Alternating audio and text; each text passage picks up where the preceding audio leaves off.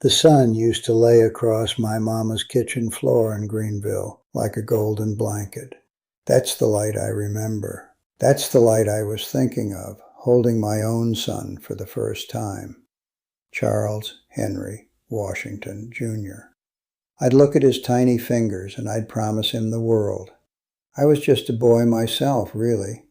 22 years old, working at the stockyard in Chicago, thinking I knew what hard work was. Thinking I knew what a man was supposed to be.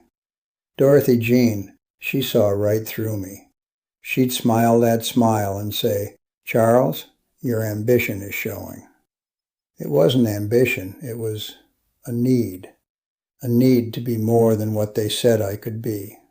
A black man from Mississippi, up north. The Army recruiter said I could learn a trade, see the world, make something of myself. He made it sound like a ticket. He didn't say it was a one-way trip. They made me a mechanic, 1st Cavalry Division. I thought I'd be fixing trucks in some motor pool, but in Nam, every man was a rifleman first. The heat. It wasn't like Mississippi heat. That's a dry heat. This was a wet, green heat that sat on your chest. The air smelled of diesel, of rotting vegetation, of something sweet and terrible I couldn't name. The noise was constant. The thump of helicopters, the generator's hum, the static on the radio. It got inside your bones, but you learned to live in it. You find your brothers, men like Jenkins from Detroit who could make a radio sing, and Rodriguez, a kid from Brooklyn who was scared of snakes but not of incoming. We served twice as hard. We had to. We knew the score back home, and we knew the eyes were on us here too. We proved ourselves to each other in the mud, sharing the last cigarette, writing letters home on the same ammo crate.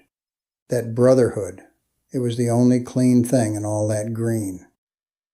I'd get Dorothy's letters. She'd send pictures of little Charles, first birthday, sitting up. She wrote about his first steps. I missed his first steps. I'd stare at that photo in the foxhole, the paper going soft with humidity, and I'd try to feel it, but all I could feel was the weight of my rifle. The world back home started to feel like a story someone else was telling me. Then we got the order. A village up near the DMZ. Intel said it was cold. We were just a presence, a show of force. March 19th, 1969. I remember the date like it's stamped on my soul. We moved out at dawn, the mist clinging to the rice paddies. It was too quiet. The kind of quiet that makes the hair on your neck stand up. Jenkins was on point. Rodriguez was joking, trying to break the tension. We were walking into it, and we didn't even know. That was the last morning the world made any sense at all. That morning, the mist wasn't just in the air. It was in my head. I'd gotten a letter from Dorothy the day before. Little Charles had a fever. Nothing serious, she said. But reading it, sitting on my cot with the rain drumming on the tin roof, I felt a world away. Helpless. I folded that letter and put it right over my heart under my flak jacket. A silly superstition, like a piece of paper could stop a bullet. We were told it was a routine presence patrol, a village called Tuyan, just a dot on the map. Hearts and minds, the lieutenant said. We were to show the flag, talk to the village chief, move on. But in a war like that, routine is just a word they use to get you to move your feet.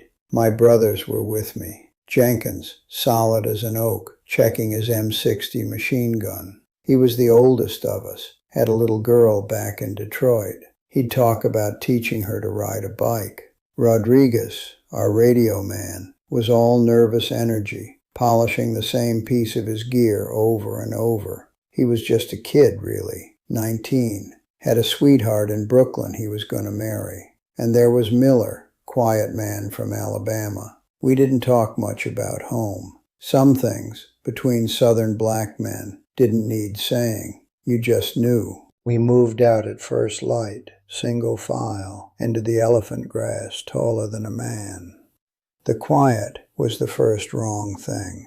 No birds, no monkeys chattering, just the squelch of our boots in the mud and the heavy sound of our own breathing. It was the kind of quiet that presses on your ears. Jenkins was on point, his eyes missing nothing.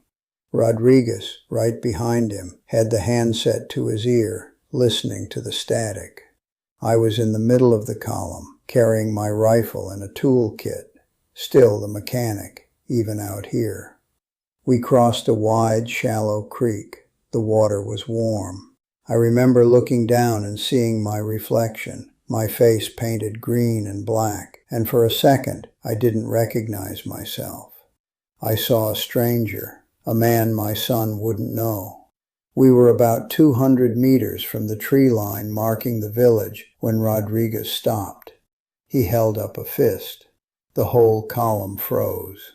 He was listening hard to his handset, his face going tight. "Echo 4, this is Lima 6. Say again your last," he whispered into the mic. The static crackled back. He looked at the lieutenant and his eyes were wide. "Sir, they're saying the intel was bad. They're picking up movement, a lot of it." The lieutenant's face went flat. That's when you know it's real, when the officers stop looking like boys playing soldier. "What kind of movement?" Before Rodriguez could answer, a single shot rang out from the tree line. It wasn't aimed at us, it was a signal. And then the world tore itself in two. The world tore itself in two.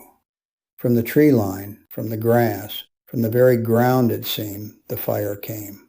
Automatic weapons, the crack, crack, crack of AK-47s. It wasn't an ambush, it was a storm. They had us in a killing zone. "Contact front! Get down! Get down!"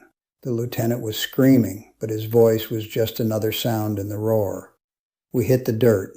Mud and hot brass filled the air. Jenkins was already firing that M60, long, controlled bursts, trying to give us a second to breathe. The sound of it was a physical thing, punching you in the chest. Rodriguez was on the radio, screaming for a dust-off, for artillery, for anything. "We are pinned. We are G-gayin'. Request immediate fire mission. Grid." Then I saw Miller. He was ahead of me, trying to crawl toward a small mound of earth. A sniper round took him in the shoulder. He didn't cry out. G-Gay went still, his face in the mid-J. And something in me broke. G-J understanding we had. Gone. Just like that. I wasn't a mechanic then. I was just a body trying not to die. I fired my rifle until it was hot. I saw shapes moving in the grass. I fired at the shapes. Then Jenkins's gun stopped. A jam. In that hellish quiet between bursts, I heard him curse, fumbling with the belt. He was exposed. He was a big man, and he was a target. The lieutenant yelled, "Covering fire!" But we were G-Gay. I saw a muzzle flash from a spider hole, not 30 yards from Jenkins. They saw him too. I don't remember deciding. My body decided. I got up and ran. Not away, toward him. The air buzzed around me. I slid into the dirt next to him. "Give it here," I yelled. My hands, the mechanic's hands, were shaking, but they knew what to do. I cleared the feed tray, ripped the belt, reloaded. It took maybe 10 seconds, an eternity. Jenkins looked at me, his eyes wide. He didn't say thank you. He just took the gun back and opened up, and that wall of sound came back. I scrambled back to where Rodriguez was. He was still on the handset, his voice hoarse. "They're coming! They're flanking us right!" And then it happened. A mortar round. Not theirs. Ours. A short round. The worst words you can hear. The whistle, then the earth erupted to our left. The concussion lifted me up and slammed me down. My ears rang with a high, white noise. When the dirt cleared, I saw Jenkins, the oak tree. He was on his back. The machine gun was silent. Rodriguez was next to me, screaming, but I couldn't hear him. I saw his mouth move. He was pointing. His face was covered in blood that wasn't his. He grabbed my arm, his fingers digging in, and he dragged me toward a shallow crater. We fell into it. Miller was already there. He was alive, his eyes wild with pain. We were 3, in a hole, in the mud. The lieutenant and the others were on the other side of the impact, cut off. The radio was gone. Rodriguez kept saying, "We have to get to Jenkins. We have to get to Jenkins." But to move was to die. We could see them moving in the grass now, closing in. I looked at Miller's shoulder. It was a mess. I looked at Rodriguez, just a kid, his whole body trembling. And I looked at my own hands. They were empty. My rifle was gone, lost in the blast. In that hole, with the smoke and the smell of cordite and blood, I made a choice. I was the oldest one left. That's what rank meant in that moment. It wasn't about stripes. It was about who was left standing.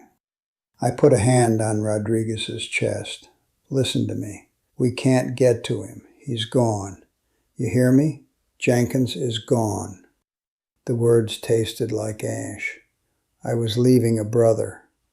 I was telling this boy to leave a brother. But I had 2 others who were still breathing. "We hold this hole," I said, my voice a stranger's. "We hold it until help comes or we don't. That's it." We held it. For hours. With Miller's pistol and Rodriguez's terror in my empty hands. We held it until the gunships finally came, their miniguns sounding like the tearing of the sky. When the dust-off helicopter landed, they loaded Miller first, then Rodriguez. I was the last one to the door. I turned and looked back at that field, at the grass where Jenkins lay. I didn't salute, I just looked. And I knew right then a part of me was staying in that mud, in that hole, with him. They gave me a medal for that day, for getting to Jenkins, for holding that position, a piece of metal on a ribbon. I put it in a drawer. What they didn't give back was the man who left Greenville. That man died in Tuyan. The one who came home, he was just a ghost wearing my skin. A ghost my son would have to try and love.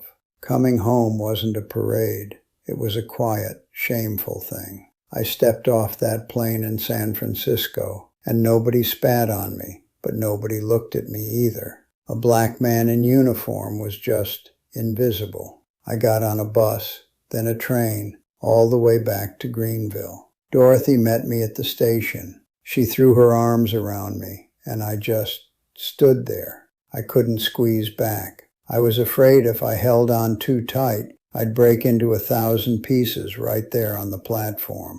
She smelled like home, like soap and her sweet perfume, and all I could smell was cordite and mud. The invisible wounds, they're the ones that never show. You can't point to them. The doctor can't stitch them up. For years I'd wake up in the middle of the night, my heart pounding like a mortar tube. Dorothy would reach for me, and I'd flinch. I wasn't in our bed in Chicago. I was back in that hole. The sound of a car backfiring would send me to the floor. I'd see Charlie, my boy, playing with his toy soldiers on the carpet, and my stomach would turn to ice. I couldn't bear it, so I left the room. I left him there, playing his little war games, while I fought my real one in the silence of the kitchen. I missed his childhood. The war took that and never gave it back. I was there, in the house, but I was a ghost, a quiet, angry ghost. Dorothy, she carried us. She carried me. She'd look at me with those patient eyes and say, "Charles Henry, you're home now." But I wasn't, not really. My mind was still over there. I'd look at my hands, these mechanics' hands, and I'd see Jenkins's blood on them. I'd see the mud from that field. I served my country twice as hard, and when I got back, I had to serve my silence twice as hard, too. I didn't talk about it. Not to her, not to my children. The medal stayed in the drawer. The memories stayed locked up tight. That was my burden to carry. I thought it was the right way, the strong way. It was the most selfish thing I ever did. The healing. It didn't come from a doctor. It came from another old soldier. It was the mid-'80s. I was at the VA, just sitting, staring at the wall. An old man sat down next to me, white fella. He had that same 1,000-yard stare. He didn't look at me. He just said, "Case on, 68. And I said, without even thinking, "Twee Ann, 69. He just nodded, and we sat there in that silence. But it was a different kind of silence.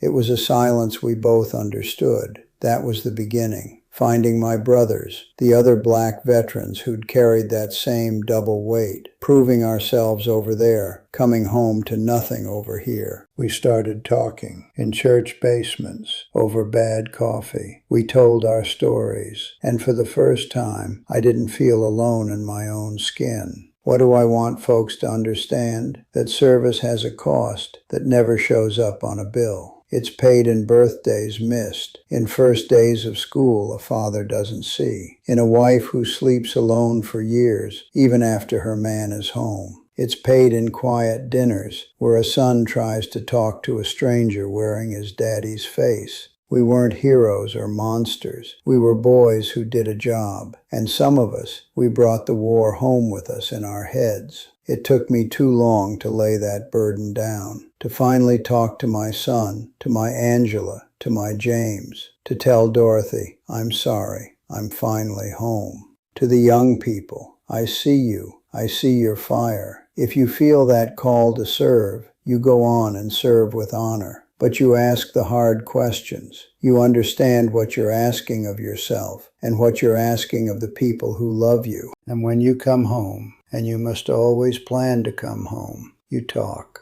You find your people. You don't lock it up in a drawer. The strongest thing a soldier can do is say, "I need to heal." They're all gone now. Jenkins, Miller, Rodriguez passed just last year. I'm the last one left from that hole. So I tell the story, for them. Their names aren't on that wall in Washington, but they're etched right here, on this heart. They were my brothers, and this old ghost finally learned that to honor them, I had to learn to live, really live, for the childhood I missed, for the years of silence, for the peace I finally found. It was hard won, but it was won. Let me tell you, it was won.